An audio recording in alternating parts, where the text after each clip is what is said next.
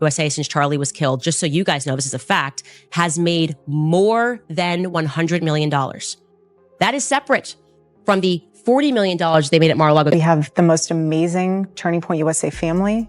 They've rallied around myself, my children, and, you know, chosen family is everything. And then, of course, we're blessed with our family. How are his parents doing? Because his parents are private. We saw them for the first time at the funeral. Yes. You did such a beautiful job there. My mom is Charlie and my mom. Well, Charlie's family's there. Everyone's hanging in there. We're doing the best to be expected. Let's get into something that's really stirring people up lately. Erika Kirk just can't stop popping up everywhere. Interviews, podcasts, public events, and every single time she keeps repeating the same thing like it's some kind of chant.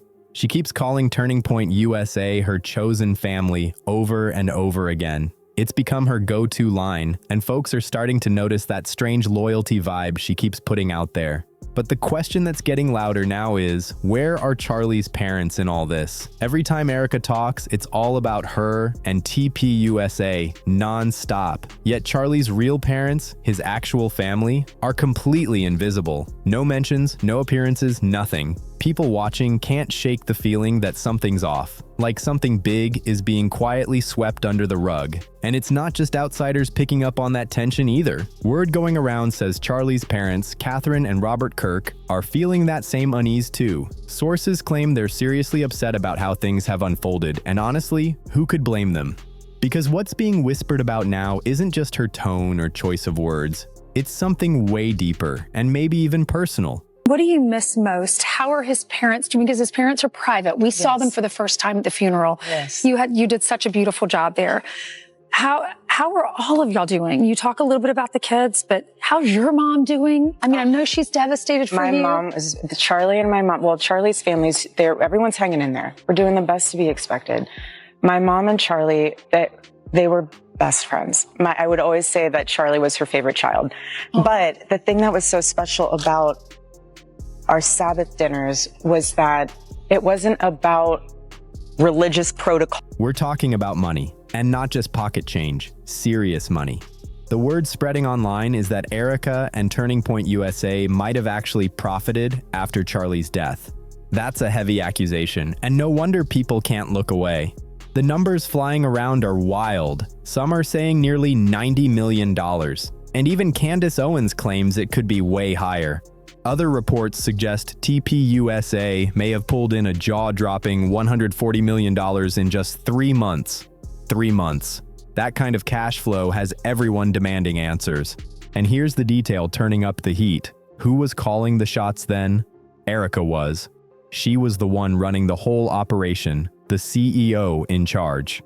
That means, whether people like it or not, her name is stamped right on everything that went down during that stretch. When money enters the mix, emotions take a back seat. Suddenly, it's all about timing, silence, and control. Things get real serious, real fast. So naturally, once all this started catching fire online, people started digging deep into Erika's past. And surprise, old info and forgotten details began crawling back into the spotlight.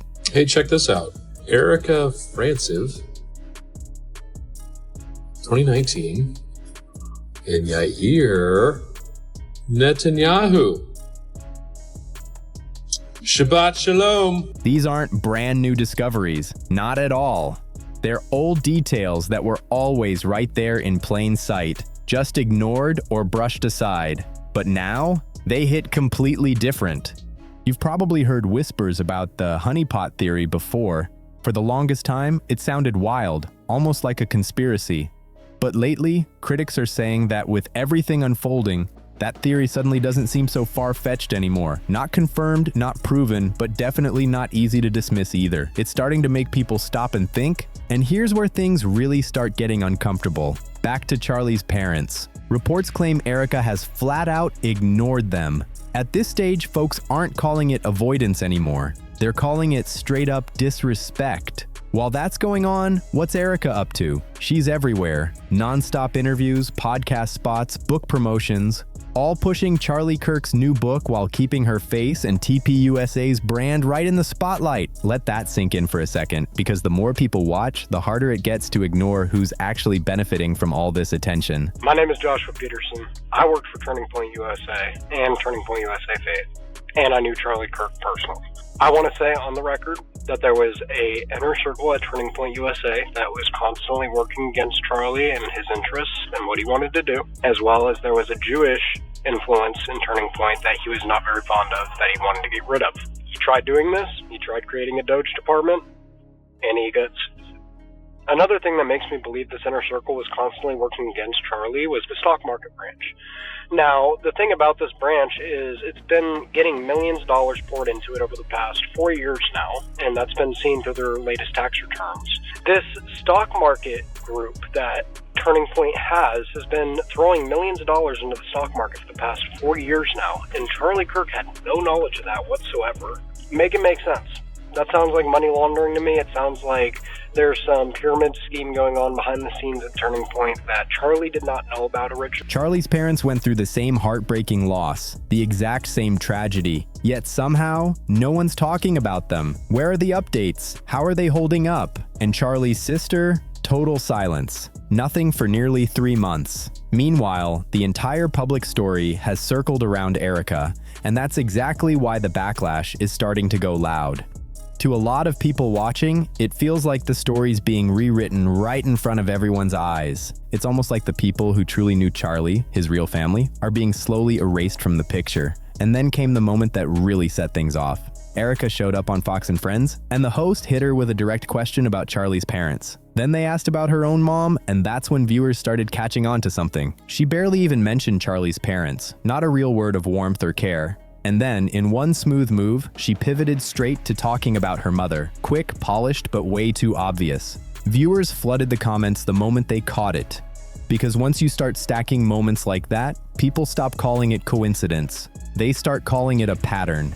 And then, she dropped another strange line, saying Charlie was her favorite child, before instantly switching topics again, almost like she didn't even realize what she'd said. Out of nowhere, Erika starts talking about Sabbath dinners at her mom's place. Cozy family moments, warm memories, the whole picture-perfect scene. But critics caught that shift instantly. They didn't miss a beat. To a lot of people watching, it felt too smooth, like she was purposely steering the conversation away from Charlie's parents and their pain. Then came the detail that really made people pause. Her wording. She kept saying, "my mother," not "my in-laws," not Charlie's parents. No empathy, no update, not even a simple, "they're doing the best they can." She completely skipped over their feelings, and that silence spoke volumes. How you doing? How are the kids? Doing the best you could expect. God is good, and we have the most amazing Turning Point USA family. They've rallied around myself, my children, and, chosen family is everything. And then, of course, we're blessed with our family itself. To many viewers, that made one thing clear. She either doesn't talk to them at all, or there's serious distance between them, and she sure didn't seem eager to explain it. When you start piecing that together with past moments, the pattern gets impossible to ignore. Remember the memorial service? Charlie's parents weren't even there, and this wasn't some quiet, private event. It had pyrotechnics and a whole stage set up. It looked more like a show than a memorial, and people couldn't believe what they were seeing. But the most shocking part, during that same memorial, Erika stood up and publicly forgave the alleged shooter. The crowd gasped, but not once did she mention Charlie's parents. Not one word. She found peace for the person accused of ending her husband's life, but left his own parents out of the entire message. Imagine how they must have felt. Maybe they weren't ready for forgiveness, or maybe they didn't agree with that at all. That decision didn't just represent her. It spoke for the entire family, and she never even asked their consent. And this is where things start feeling truly uneasy. At that time, the case around the assassination wasn't even settled. Sorry, but that whole thing right there is frustrating. And I'm going to explain to you why I just do not accept any of that. First and foremost, the idea that she does not have time. Ow. Okay, to that point that people are making hundreds and thousands of dollars, I just don't get how there's not someone on this very large PR team, as we're seeing these PR campaigns go out, that doesn't go, hey, maybe we should strike that. They made $40 million like 2 nights ago at Mar-a-Lago. Maybe that feels kind of a little bit like let them eat cake-ish. Oh, and we've made more than, separately from Mar-a-Lago, Turning Point USA, since Charlie was killed, just so you guys know this is a fact, has made more than $100 million. That is separate from the $40 million they made at Mar-a-Lago the other night. So since Charlie has died, that organization has taken in $140 million. Investigations were still ongoing, facts were blurry, and the whole situation was wrapped in confusion. Yet Erika publicly announced forgiveness just days after it all happened. Critics haven't stopped saying the same thing. Something about it just feels off. And then came the moment that made everyone freeze, the Medal of Freedom ceremony. Have you seen that footage? Because the visuals say everything. Erika's standing far away from Charlie's parents, not beside them, not even close. Instead, she's lined up right next to well-known political figures. People can't stop asking why. Why wouldn't she stand with her in-laws during one of the most meaningful moments honoring their son's life? In times like that, physical closeness matters more than any speech or smile, and honestly, that distance said it all. Silence can scream louder than words. Charlie may have been Erika's husband for just a few years, but to his parents, he was their entire world for a lifetime. That difference really matters to people watching this whole thing unfold. Many believe the Medal of Freedom should have been handed to Charlie's parents, not Erika, and that opinion didn't just appear out of thin air. There's a reason people feel that way. Because the erasure doesn't end there. Erika almost never mentions Charlie's parents unless someone flat out asks her. It's not something she brings up naturally, and that silence stands out every single time. When you go after my family, my Turning Point USA family, my Charlie Kirk Show family, when you go after the people that I love, and you're making hundreds and thousands of dollars every single episode, going after the people that I love because somehow they're in on this, no. Meanwhile, Aisha's out there speaking glowingly about Charlie's legacy, praising his achievements, his influence, his power, but never once mentioning the people who shaped him before all the fame and politics. The people who raised him, taught him values, and loved him long before any spotlight. Instead, Erika keeps looping back to that same phrase, "Turning Point USA is my family now," over and over. And that's where things start getting messy again. Because now there are whispers, serious ones, about what might have been happening inside TPUSA before Charlie's death. According to circulating claims, Charlie allegedly stumbled on something bad, internal betrayal. Reports say he ordered an internal audit after spotting red flags in the organization's finances. And now, a former TPUSA employee has supposedly stepped forward to back those suspicions, claiming the audit uncovered some highly questionable money moves that were never supposed to see the light of day. They're talking about shady stock market moves, real suspicious investments that don't line up. Whispers say certain insiders were working against Charlie from the shadows, quietly undermining him while pretending to be loyal. And when you connect that with everything going on today, the money talk suddenly hits way harder. Remember when Erika went after Candace Owens for earning money on YouTube? She called her out publicly, throwing shade about profiting online. But here's the twist. At the exact same time, reports claim that Turning Point USA pulled in up to $140 million in just 3 months. 3 months. That's the kind of contradiction that's got everyone digging deeper and asking the tough questions. Because when loyalty, money, and silence all start overlapping, things stop feeling honest. They start feeling off. Critics are calling it straight-up hypocrisy. And of course, Candace didn't just sit back. She clapped right back with receipts. She publicly accused TPUSA of being the biggest financial winner after Charlie's death. And when she said that, the internet exploded. Comments, theories, and clips spread like wildfire. Yet even with all that noise, Erika keeps clinging to her same line. TPUSA is my family.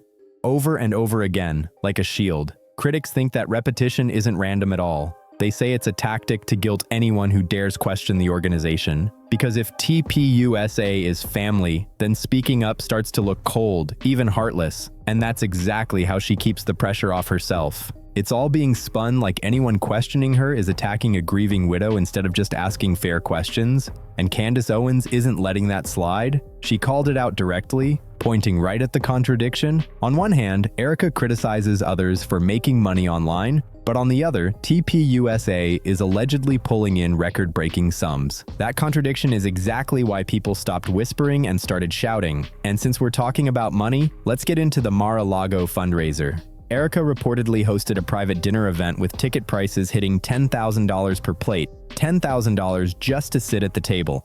This happened while she was still doing back-to-back interviews, keeping her face everywhere. The goal? raise even more money for TPUSA, and now everyone's wondering, why?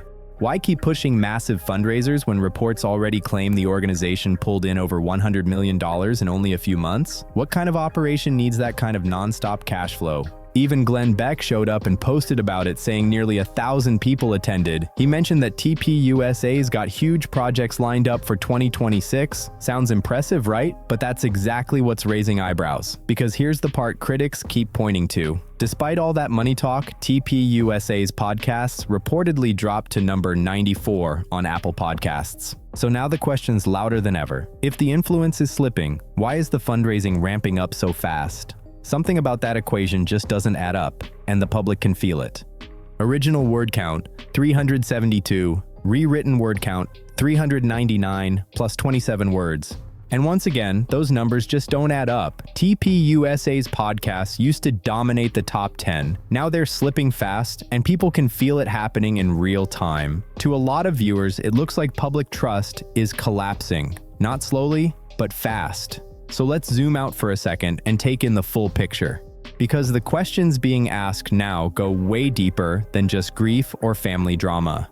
Why is Erika pushing this story so hard? Why does she seem laser-focused on controlling the narrative instead of clearing up all the unanswered questions surrounding the assassination itself? Is this really about heartbreak, or about money and power, and those honeypot rumors that once sounded wild? Critics who once laughed them off are now circling back with fresh eyes, wondering if some of it was closer to the truth than anyone dared to admit. Because when you line everything up, the huge financial windfall, the endless fundraising events, the non-stop media appearances, the quiet distance from Charlie's parents, and the way his legacy keeps getting rewritten, it all paints a picture that's honestly hard to ignore. Add in the guilt tactics, the defensive attitude, and the pressure to silence anyone asking questions, and it's no wonder people are starting to connect the dots. None of this feels random, none of this feels accidental, and that's exactly why the situation feels so chilling. When patterns repeat this clearly, people start asking what they're not supposed to see. Now it's your turn.